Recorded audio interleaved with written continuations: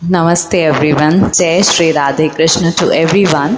कैसे हैं आप सब? आई होप आप सब अच्छे होंगे, अपनी अपनी लाइफों में खुश होंगे, अच्छे से जी रहे होंगे, अपनी लाइफ को एंजॉय कर रहे होंगे और ऐसे ही हंसते हंसते अपना जीवन गुजार रहे होंगे, क्योंकि हंसना बहुत ज़रूरी है यार। हंसते रहिए, चाहे आपकी लाइफ में कैसा भी टाइम आए, हंसते ही रहिए, खुश रहिए, क्योंकि आप नहीं जानते बड़े से बड़ा दुख है ना, आपकी उस हंसी के साथ कब गुजर जाता है पता भी नहीं चलेगा। और जिसने एक कला सीख ली ना मुस्कुराने की, चाहे सुख आए चाहे दुख आए, जिसने ये हुनर सीख लिया हंसने का, मुस्कुराने का हमेशा, जैसे भगवान जी श्री कृष्ण की लाइफ थी, कितनी कष्टों भरी थी यार। जन्म हुआ तो कारागार में हुआ, जन्म होते ही माँ बाप से दूर हो गए, 14 साल तक उन पे राक्षसों ने हमेशा उन्हें मारने की कोशिश करी। प्रेम हुआ तो राधा जी दूर हो गई उनसे, हमेशा हमेशा के लिए उनका प्यार दूर हो गया। शादी हुई तो बहुत एक के बाद कष्ट उनके जीवन में आते ही रहे, लेकिन उनका एक चीज़ थी कि हमेशा उनके चेहरे पे एक मधुर सी मुस्कान रही। तो भगवान ही हमें इतना कुछ सिखाते हैं कि चाहे जीवन का कितने भी बड़े कष्ट हो यार, अब कृष्ण जी की ही क्यों, श्री राम की भी जननी ऐसी थी। श्री राम जी इतने बड़े राजा दशरथ के बेटे थे, ठीक है। राज तिलक होने को ही था एक रात पहले, कि अगली एक ही रात पहले उनको वो दे दिया गया, जंगल का वास, 14 वर्ष का वनवास। तो फिर भी वो बिना किसी उस वनवास को पूरा करा उन्होंने, ठीक है। कुछ ही महीनों में उनकी वाइफ को उठा लिया गया रावण के द्वारा, वाइफ को अलग कर दिया गया। फिर भी उन्होंने अपनी आशा, अपनी उम्मीद, अपनी वो मुस्कान नहीं खोई। उसके बाद रावण से युद्ध हुआ, युद्ध से होकर उन्होंने क्या कहते हैं, रावण का वध किया और वापस अपनी ज़िंदगी में, अपने महल में वापस आए। तो भी क्या हुआ, फिर सीता जी को उनसे अलग कर दिया गया। तो कहने का मतलब यही नहीं है कि देखो कि हम जो ये अपनी लाइफ के छोटे छोटे परेशानियों से ऐसे टेंशन में आ जाते हैं। कहने का मतलब जब इन टेंशनों से भगवान ने जन्म लेके धरती पे यही तो सिखाया है कि जब मैं ही मुक्त नहीं रहा हूँ तो तुम लोग कैसे मुक्त रह सकते हो। तो जो हमारी ज़िंदगी में लिखा है उसे झेलना तो पड़ेगा, नहीं? तो यही छोटी सी स्टार्टिंग करते हैं इसी प्यारी सी मुस्कान के साथ। एक स्टोरी है। स्टोरी ये है कि एक बच्चे का जन्म होता है, ठीक है। तो जब बच्चा जन्म लेने से पहले जो आत्मा होती है बच्चे की, वो भगवान से कहती है, भगवान मुझे धरती पे मत उतारो, आप धरती पे बहुत कष्ट हैं, बहुत दुख हैं, आप मुझे हमेशा अपने पास ही रखिए। तो भगवान जी कहते हैं, कोई बात नहीं, तू हमेशा जब भी आंखें बंद करके मुझे याद करेगा तो देखना, तुझे दो जोड़ी चरण दिखाई देंगे, यानी कि 2 जोड़ी पैरों के निशान दिखेंगे। वो हमेशा, उससे तुझे पता चलेगा कि मैं हमेशा साथ हूँ। एक तेरी जोड़ी, एक जोड़ी तेरे पैर होंगे, एक जोड़ी मेरे पैर होंगे। तो बच्चा कहता है ठीक है, वो तैयार हो जाता है। फिर उसका जन्म होता है। जन्म होता है तो धीरे धीरे बच्चा बड़ा होता है। जैसे बड़ा होता है तो ज़िंदगी में वही सुख और दुख आने शुरू होते हैं।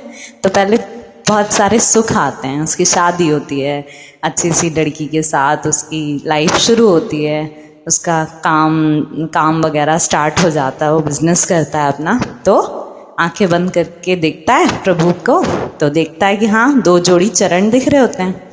फिर जैसे धीरे धीरे उसकी लाइफ बड़ी होती है, वो आगे भी जैसे खुशियाँ आती हैं छोटी छोटी, जैसे उसके बच्चे होते हैं या जो भी, तो उसको आंखें बंद करता है तो फिर दिखता है कि 2 जोड़ी चरण दिखाई दे रहे हैं, चरण उसके साथ हैं, यानी कि भगवान जी उसके साथ हैं।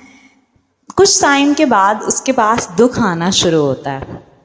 दुख आना शुरू होता है तो वो बड़ा परेशान हो जाता है, उसके बिजनेस में लॉस हो जाता है, और भी बड़ी दिक्कतें घर में आती हैं कुछ ना कुछ।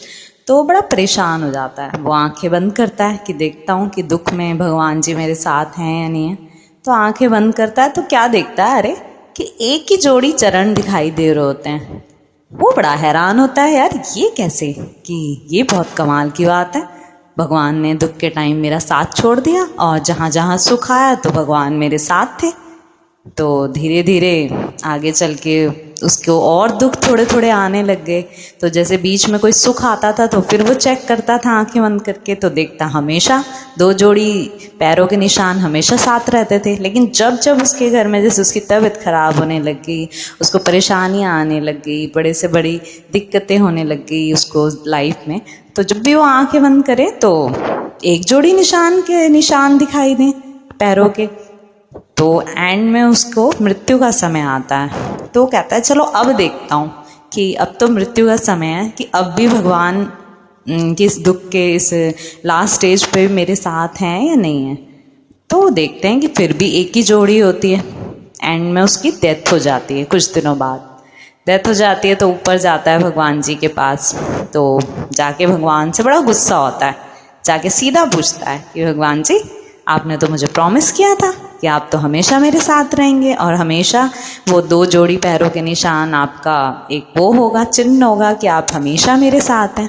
तो ये कैसे, आपने तो चिटिंग कर दी मेरे साथ। आप तो सुख में तो साथ साथ थे और दुख में तो आप ऐसे गोल हो गए, हवा हो गए। तो क्या होता है, भगवान जी मुस्कुराते हैं, वही प्यारी सी मुस्कान जो कान्हा जी की होती है। भगवान जी मुस्कुराते हैं और उससे बोलते हैं शांत हो जा, तुझे तेरी सिर्फ सोच का फर्क है। जब जब, हाँ ये बात सच है कि जब जब तूने सुख में मुझे देखा आंखें बंद करके, तो मैं मेरी जोड़ी के निशान तेरे साथ साथ में चल रहा था, वो सूचक था कि मैं तेरे साथ साथ चल रहा हूँ, तेरे साथ हूँ, तो दिख रहा था। लेकिन जब जब दुख आया ना तेरी जिंदगी में, तो मैं तुझसे इतना प्यार करता हूँ कि जब जब दुख आया और दुख में तू निराश होने लग गया, तेरी हालत ख़राब होने लगी, टेंशन हो गई, डिप्रेशन हो गए तुझे, तो उस टाइम मैं क्या करता था, तुझे मैं अपनी गोद में उठा के चलता था। उस टाइम सिर्फ तो गोद में अगर मैं तेरे को उठा लूँगा तो भैया 1 की जोड़ी के पैर तो दिखेंगे, वो थे मेरे, क्योंकि मैं चलता था तुझे गोदी में लेके। तो वो बड़ा हैरान होता कि अच्छा प्रभु ऐसा था, अब मैंने तो आपको बहुत गलत समझा कि आप तो हमेशा दुख में मेरे से साथ छुड़ा के भाग गए। तो भगवान जी कहते नहीं, हमेशा जब भी दुख आया तो मैंने तुझे वचन दिया था कि मैं तेरे साथ हमेशा साथ रहूँगा, इसलिए हमेशा मैं तुझे अपनी गोद में उठा लेता था कि कहीं तू परेशान ना हो या अकेला ना समझे। तो मैं तुझे अपने हक करके अपनी गोद में तुझे टाइट पकड़े रखता था। तो स्टोरी यहीं समाप्त होती है, ठीक है। तो स्टोरी का सार आता है।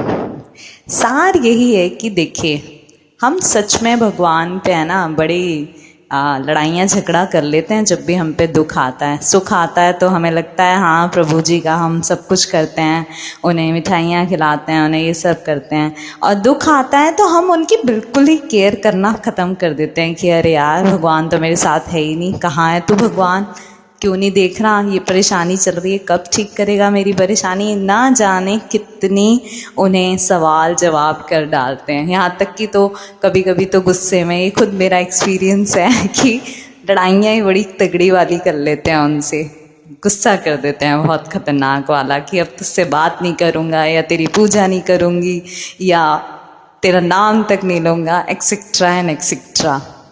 लेकिन मैंने जैसे आपको पहले भी कहा है कि भगवान है ना, हमें जब भी इन दुखों के गहरे सागर में डालते हैं ना, मैंने जैसे पहले भी बोला है, तो हमेशा वो उस किनारे, उस सागर के किनारे में है ना हाथ को डाल के आधा पानी के अंदर बैठे होते हैं कि पहले तो इसे नीचे तक, गहराई तक इस दुख के सागर में डालूंगा, क्योंकि इसको बहुत कुछ सीखना है इस दुख से। क्योंकि मैंने कहा ना पहले भी कि दुख हमेशा आपको कुछ ना कुछ सिखाने और प्रभु का साथ लेकर आता है। अब चुनना आपको है कि आपको उस दुख में परेशान ही रहना है और कुछ सीखना नहीं है और भगवान का हाथ छोड़ देना है। जो ऑप्शन आपके पास हैं। लेकिन अगर आपने उस दुख में भगवान जी का हाथ पकड़े रखा, उन पे विश्वास रखा और जो वो आपको सिखाना चाहते हैं उस टाइम बहुत, क्योंकि दुख के टाइम बहुत चीज़ें आपको रियलाइज़ होती हैं ज़िंदगी में कि मैंने ये इसके साथ बुरा करा या वो उसके साथ बुरा करा या ये कर्म मेरा ख़राब था। तो अगर आपने उन गलतियों को एक्सेप्ट करा ना भगवान के सामने सच्चे मन से कि आप मुझे और मौका दीजिए भगवान, अब मैं ये गलती कभी नहीं दोहराऊंगी या दोहराऊंगा, तो देखिए क्षण भर में वो आपकी स्थिति को ठीक कर देंगे। तो यही चीज़ होती है, दुख आए तो सौभाग्य मानिए क्योंकि प्रभु साथ में आ रहे हैं। तो थैंक यू एवरीवन एंड जय श्री कृष्ण टू एवरीवन।